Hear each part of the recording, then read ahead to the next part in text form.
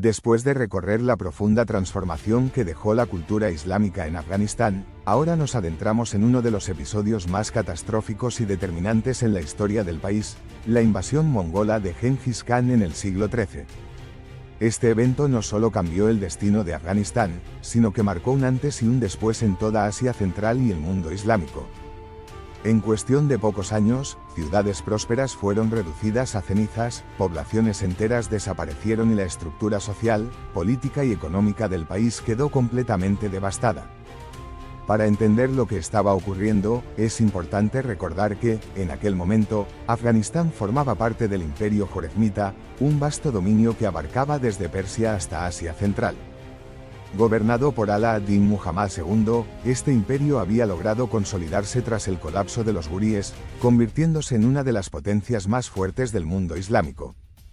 Sin embargo, su destino cambió drásticamente cuando su gobernante cometió el grave error de desafiar a Gengis Khan.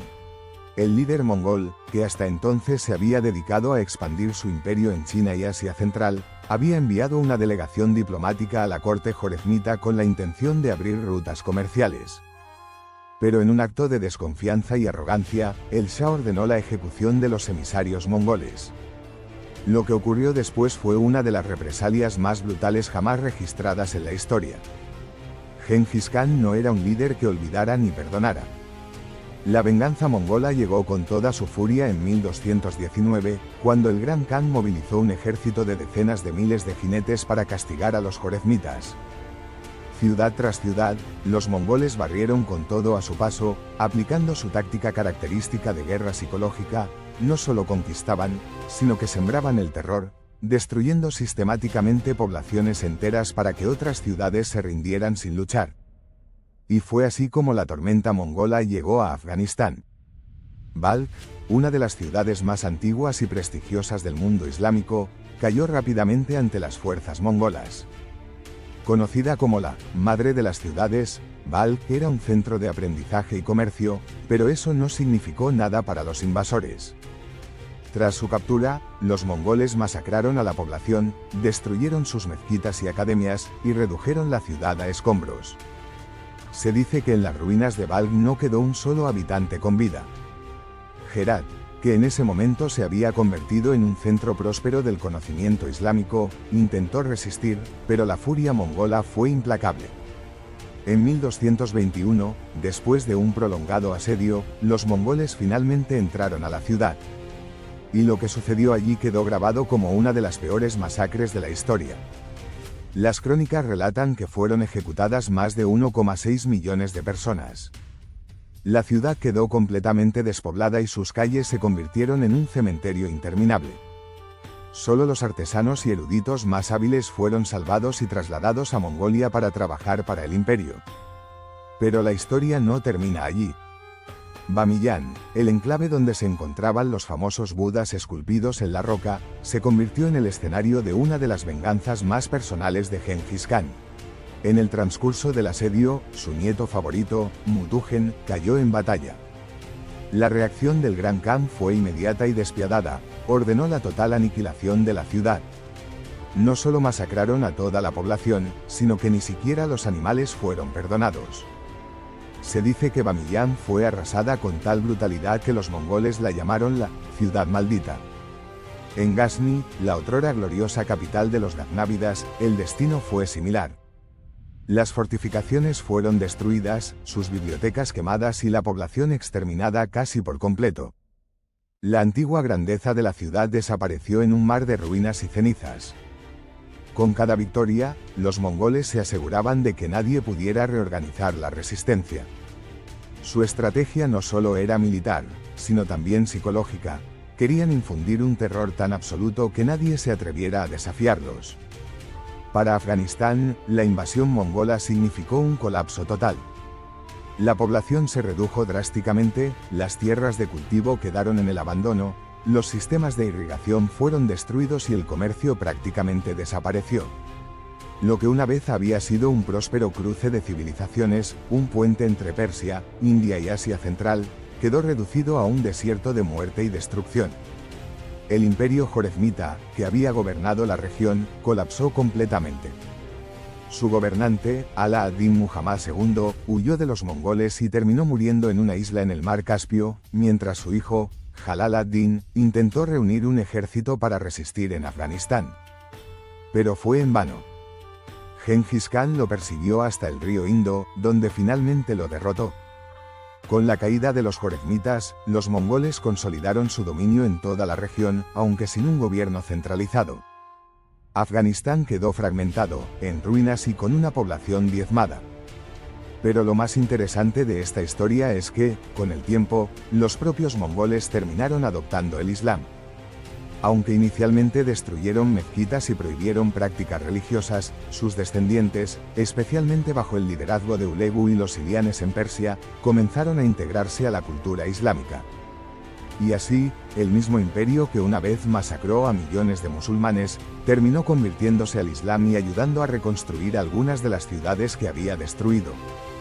Afganistán, sin embargo, tardó siglos en recuperarse.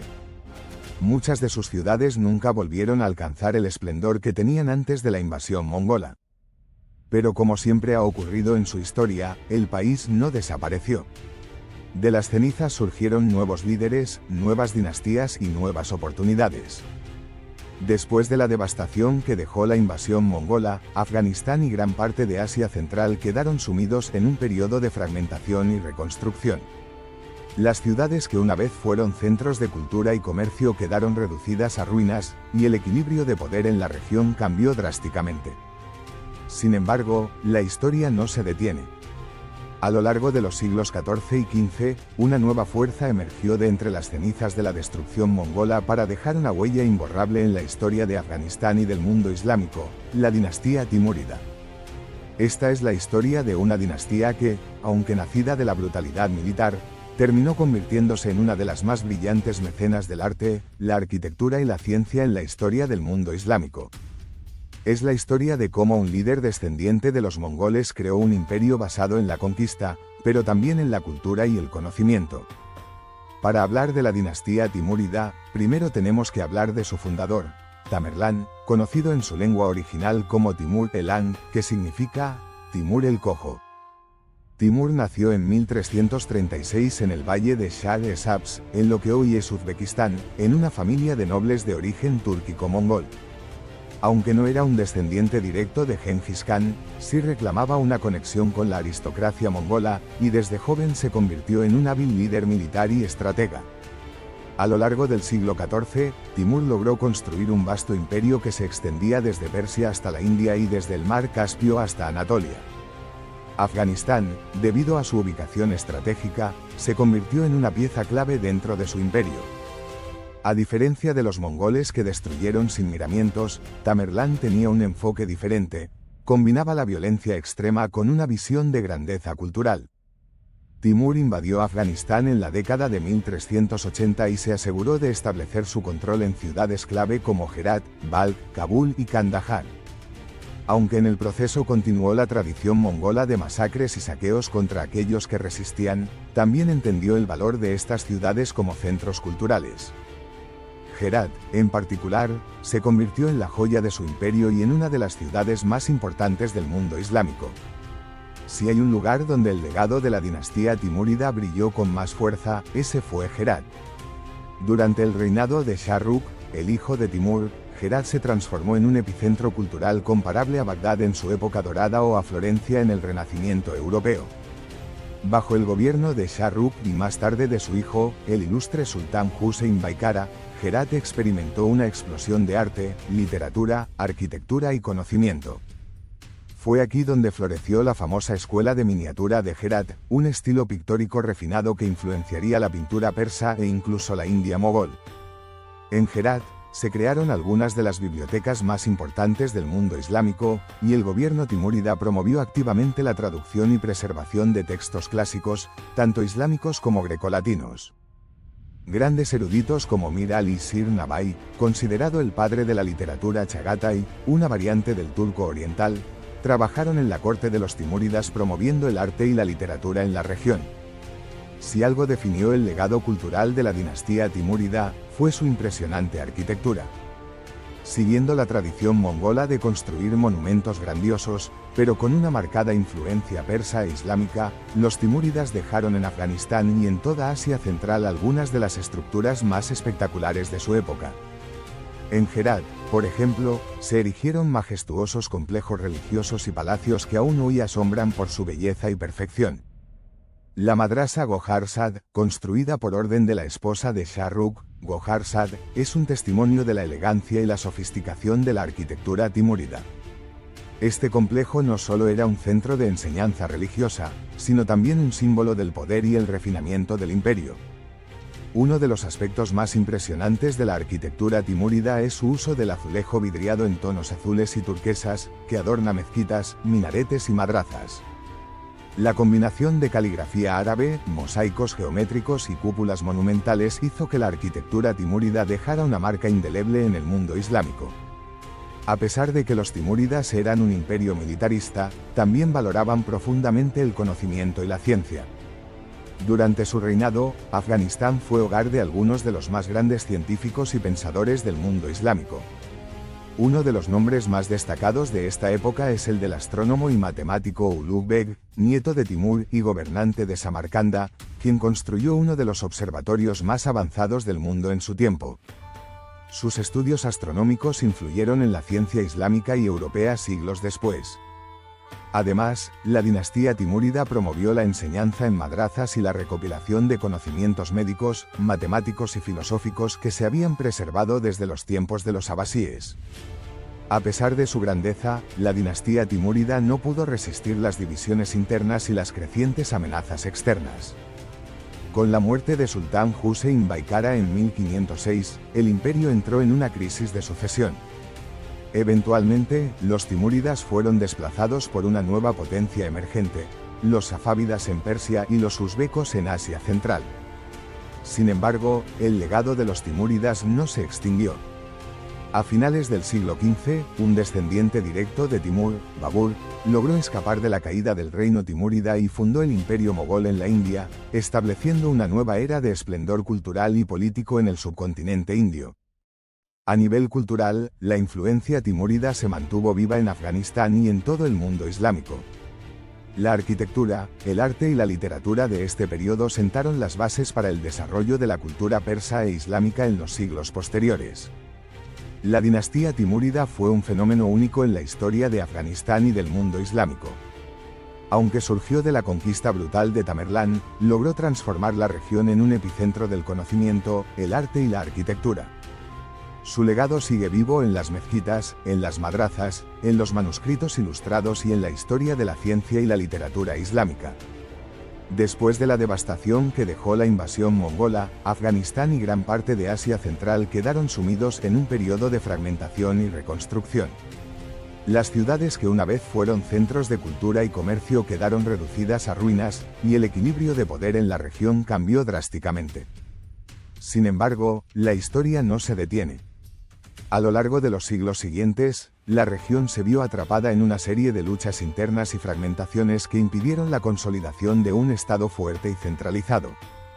El vacío de poder dejado por la caída de imperios anteriores generó un escenario de inestabilidad, donde diferentes facciones, tribus y dinastías locales competían por el control. En muchas partes de Afganistán, la lealtad tribal primaba sobre cualquier intento de gobierno centralizado, lo que llevó a constantes conflictos entre clanes, señores de la guerra y poderes extranjeros que intentaban imponer su dominio. Durante este periodo, el territorio afgano se convirtió en un campo de batalla entre potencias regionales como los persas safávidas, los mogoles de la India y los uzbecos de Asia Central. Estas rivalidades no solo desangraron la región, sino que también impidieron su desarrollo político y económico. Las rutas comerciales, que en épocas anteriores habían sido prósperas y fundamentales para la economía local, se vieron afectadas por los constantes saqueos y conflictos, lo que llevó a una mayor fragmentación del territorio. Además de las presiones externas, los conflictos internos entre las diferentes tribus pastunes, tayikas, uzbecas y hazaras dificultaron la consolidación de un liderazgo unificado. Las alianzas eran frágiles y muchas veces efímeras, ya que cada grupo defendía sus propios intereses territoriales y económicos. En este contexto, el poder estaba en manos de gobernantes locales que ejercían su autoridad de manera autónoma, sin un reconocimiento claro de una entidad superior. Esta fragmentación también tuvo un impacto significativo en la identidad cultural y política de Afganistán. La ausencia de una autoridad central fuerte permitió que las tradiciones locales y las estructuras tribales se mantuvieran como los principales mecanismos de organización social. Esto, a su vez, creó una fuerte resistencia a cualquier intento de unificación por parte de fuerzas externas, lo que se convertiría en un rasgo característico de la historia afgana en los siglos posteriores. A medida que avanzaban los años, la inestabilidad en la región atrajo la atención de potencias extranjeras que vieron en Afganistán un territorio estratégico. La rivalidad entre persas y mogoles se intensificó, y con ello, la lucha por el control de las principales ciudades y rutas comerciales se volvió aún más feroz.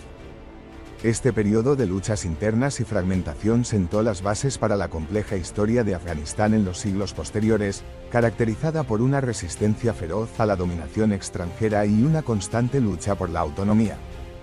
Suscríbete a Geocronos y dale me gusta para seguir explorando juntos la historia del mundo.